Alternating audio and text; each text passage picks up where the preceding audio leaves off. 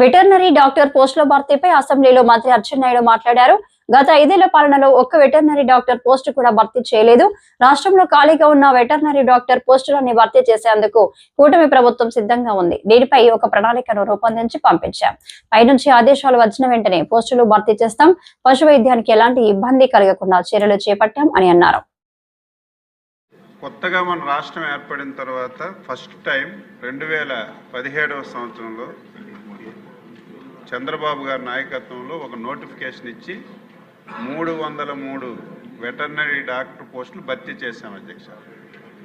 మళ్ళీ 2018లో కూడా ఇంకొక నోటిఫికేషన్ ఇచ్చి 223 వెటర్నరీ డాక్టర్ పోస్టులు భర్తీ చేశాం అధ్యక్ష.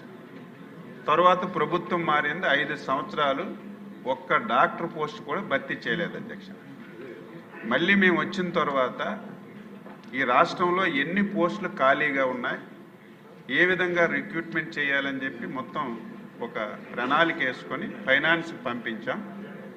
ఫైనాన్స్ నుంచి ఆదేశాలు వచ్చిన వెంటనే మొత్తం ఖాళీగా ఉన్నటువంటి డాక్టర్ పోస్టులు అన్నింటికీ నోటిఫికేషన్ ఇచ్చి భర్తీ చేయడానికి మేము సిద్ధపడుతున్నాం అధ్యక్ష.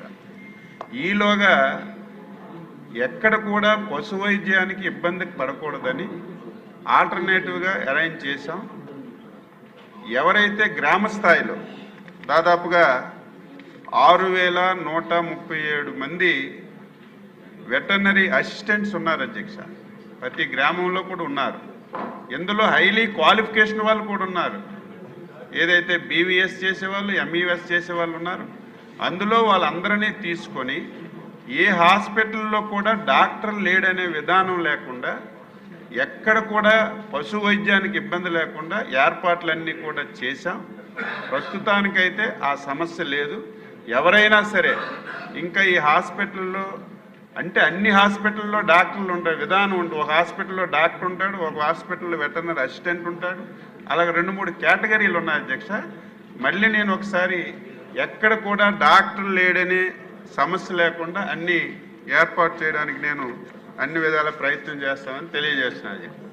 రెండవది, హాస్పిటల్స్ టోటల్గా మరమ్మత్తు అయిన ఉన్నాయి అధ్యక్ష. కొన్ని దగ్గర హాస్పిటల్స్ ఉన్నాయి కానీ భవనాలు కూడా లేవు, ప్రైవేట్ ప్లేసుల్లో కూడా నడుపుతున్నారు.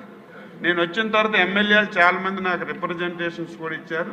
నేను డిపార్ట్మెంట్ నుంచి కూడా ఎక్కడ హాస్పిటల్ లేదు, ఎక్కడ హాస్పిటల్ రిపేర్ చేయాలనేది మొత్తం ఇన్ఫర్మేషన్ అంతా తీసుకొని సుమారుగా 434 కొత్త హాస్పిటల్స్ ఉన్నవన్నీ కూడా మరమ్మతులు చేయడానికి RIDF మనం ఏదైతే నాబార్డు ఉందో అందులో ప్రతిపాదనలు పంపించాం.